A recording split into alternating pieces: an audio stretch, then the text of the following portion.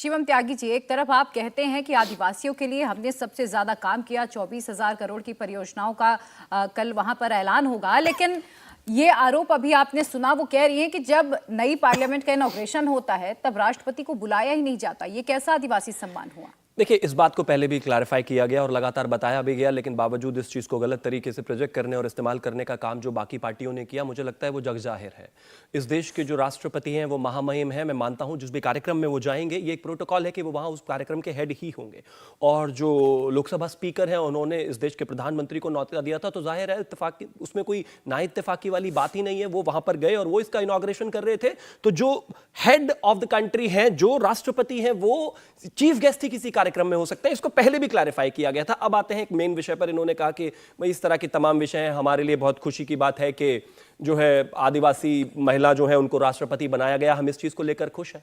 लेकिन इस चीज को अगर आप लेकर खुश हैं तो मुझे लगता है कि आपको अधीर रंजन चौधरी को भी जरूर कहना चाहिए था। जिस तरह की भाषा का इस्तेमाल मेरे देश की राष्ट्रपति के लिए किया गया, मुझे ऐसा लगता है कि मैं तो शायद यहां पर नहीं कर सकता, लेकिन उनकी जबान उस स्तर तक चली गई, बावजूद उसके आपने उसको कंडेम नहीं किया और आप उस पर चुप रहे। क्योंकि जाहिर है आपकी पार्टी जो है वो उनके साथ काम करती है, उनके साथ सरकार में है, तो आप नहीं बोल सकते, वो आपकी मजबूरी है। खैर, मैं कुछ नहीं कहूंगा उस पर। आगे एक और चीज पर आते हैं। मैं मानता हूं ये एक बड़ा गौरव का विषय है और गौरव का दिन है। इस पर जो है इस तरह की राजनीति ना हो तो ज्यादा बेहतर है। जिस तरीके से जनजातीय गौरव दिवस जो है और मनाया जा रहा है, और झारखंड में कल जो है बिरसा मुंडा जी की जयंती पर, भगवान बिरसा मुंडा जी की जयंती पर उनके गांव में जाकर मेरे देश के प्रधानमंत्री जो है तमाम योजनाओं का अनावरण करेंगे, ये अपने आप में भी गौरव की बात है। भगवान बिरसा मुंडा के गांव आज तक कोई गया ही नहीं। भाई आप एक चीज बताइए, झारखंड हुलिहातू में कोई आज तक कोई प्रधानमंत्री गया कि नहीं गया? किसी की सोच भी वहां तक नहीं पहुंचती जहां से भारतीय जनता पार्टी और आदरणीय प्रधानमंत्री जी काम शुरू करते हैं। अब मैं कुछ एग्जांपल्स देता हूं, कल हम क्या क्या करने वाले हैं। NH14A पर 45 किलोमीटर लंबा बासुकीनाथ देवघर 4 लेन है। KDH पुरनाहिट कोल्ड हैंडलिंग प्लांट है।